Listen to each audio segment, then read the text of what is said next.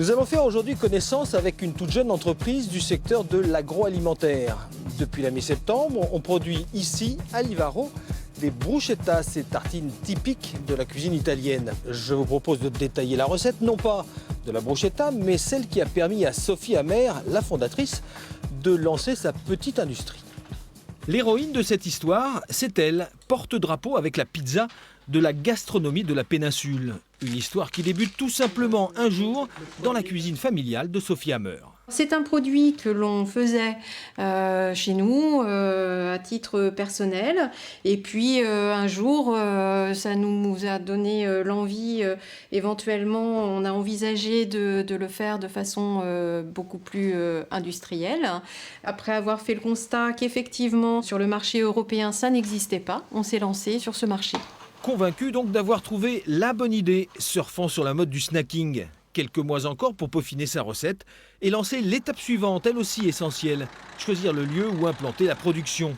En prospectant dans le pays d'Auge, Sophie croise l'équipe de la communauté de communes de Livaro. Ici, on ne manque pas de place dans la zone d'activité et les élus semblent tout disposés à s'investir. Il faut un petit peu plus de tout, un petit peu plus de disponibilité des élus, aller à la recherche des subventions, travailler avec les entreprises, l'administration pour ne pas que les délais s'allongent.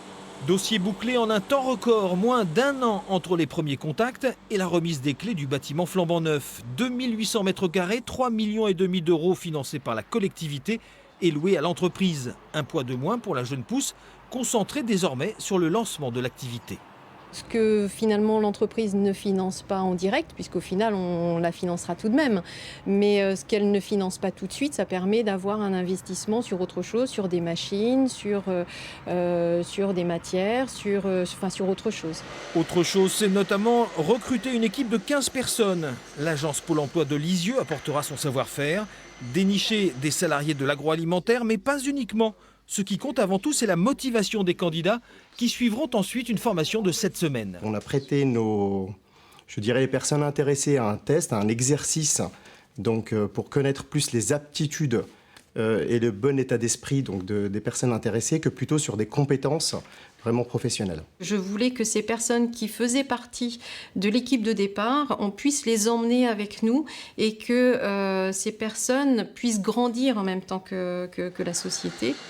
C'est le cas de Sabrina. Précédemment, elle travaillait dans l'industrie automobile. Ici, elle est animatrice d'équipe. On grandit en même temps que l'entreprise. Puis on voit le produit naître et c'est notre bébé, quoi. Donc on évoluera en même temps que l'entreprise. Le 20 septembre, la production est lancée à Livaro. 5 recettes différentes, soit 2000 bruschettas par jour, confectionnées sur l'unique ligne de production. Mais ça n'est qu'un début. Sophie Amer ne manque pas d'appétit. On prévoit dans les 4 à 5 ans d'avoir une cinquantaine d'employés et d'avoir une capacité de production qui soit 4 à 5 fois supérieure à celle que l'on a aujourd'hui.